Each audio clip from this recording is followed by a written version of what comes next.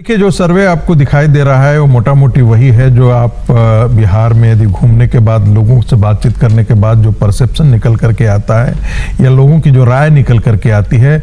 मुझे कहीं एक जगह भी ऐसा नहीं दिखा। मैंने आपसे पहले भी शेयर किया था कि हमने पान की गुमटी से लेकर के चाय की दुकान और बाकी ऐसे लोगों, टैक्सी और रिक्शा चालकों, इन सब लोगों के बीच में जाकर के बात करने के बाद निकला कि तेजस्वी लड़ बहुत अच्छे रहे हैं लेकिन चुनाव नीतीश जीत रहे हैं।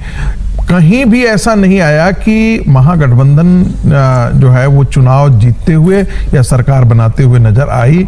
जो मोटा मोटी परसेप्शन था सीटों को लेकर था, बेशक था कि 140 आएगा, 145 आएगा, 165 आएगा या 175 आएगा।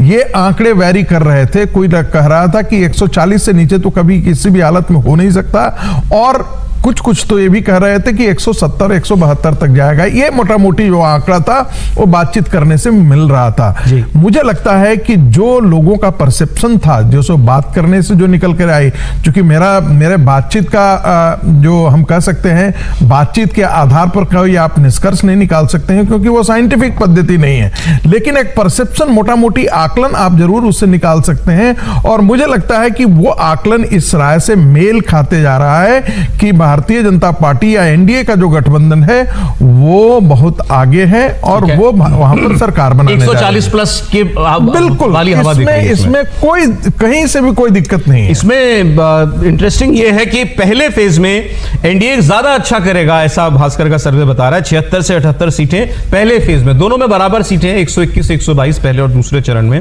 पहले फेज में 76-78 सीटें मीन निकाले तो 77 बोल देते हैं। 77 सीटें एनडीए को पहले फेज में मिल सकती हैं, दूसरे में 66 मिल सकती है। महागठबंधन को पहले में 41 के करीब सीटें आ सकती हैं, अगले में 49 आ सकती हैं। मतलब पहला फेज एनडीए के लिए ज्यादा अच्छा है, दूसरा फेज महागठबंधन के लिए ज्यादा अच्छा है। दूसरा वाला जो फेज है ना जी, वो पटना मगध का एरिया है। आप देखेंगे कि पिछली बार भी जो है यहाँ पर आरजेडी गठबंधन जो है वो बहुत अच्छा की थी।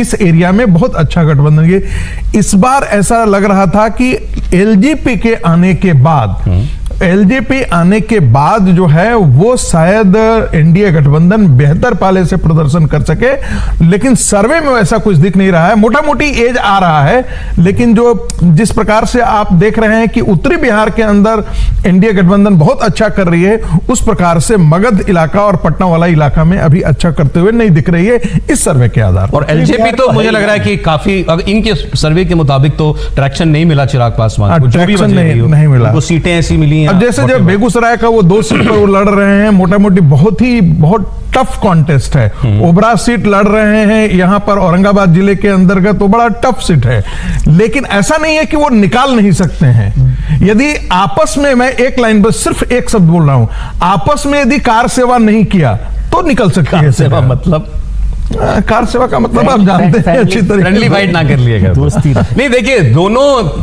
गठबंधनों में जो छोटी पार्टियां थी उनमें खास तौर पर उधर वीआईपी का नाम लिया जा रहा था, जिनके साथ कल तालाब में डुबकी लगाई थी राहुल गांधी ने, और इधर से चिराग पासवान जिन्होंने पिछली बार जेडीयू को बहुत डैमेज किया था। मछली नहीं मिला, लेकिन कि इनके आने से हमको बहुत फायदा होगा। वीआईपी के लिए भी कुछ नहीं दिख रहा है इसमें। वीआईपी के लिए भी कोई खास, फर्स्ट फेज में तो एक भी सीट नहीं दिया है वीआईपी को भास्कर के सर्वे ने, और ऐसे चिराग पासवान की पार्टी के लिए भी मात्र एक सीट जो है वो दिखाई जा रही है पहले फेज में। तो वो ये दोनों ही लोगों का आना कुछ खास लेके नहीं आएगा क्या, ऐसा फिलहाल सर्वे में दिखाई देता है। दूसरा सर्वे में बता देता हूं ताकि फिर दोनों में से आपको कौन सा पसंद आ रहा है आप लोग बता पाए।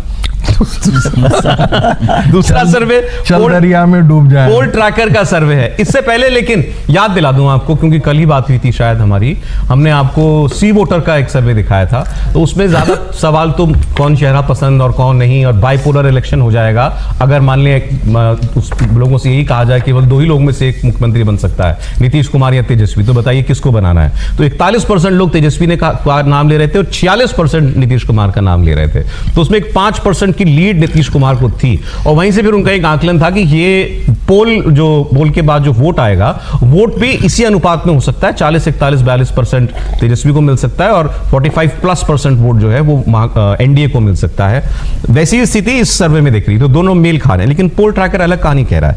ये कह रहा है इन्होंने कोई डिटेल जानी नहीं की है, लेकिन केवल नंबर्स दिए हैं पूरी 243 सीटों के लिए। एनडीए 111 से 115, मैजिक फिगर से बेस्ट केस में 7 सीटें कम, और महागठबंधन और महागठबंधन 118 से 127, मतलब वर्स्ट केस में भी ये कह रहे हैं 118 आ जाएगा, मैजिक नंबर से केवल 4 कम, और अगर बेस्ट करेंगे तो 127, 122 से 5 सीटें ज्यादा। जन स्वराज को ये 4 से 7 सीटें दे रहे हैं। तो इनके हिसाब से टफ फाइट में महागठबंधन आ गया है, जो दूसरा सर्वे मैं आपको बता रहा हूं।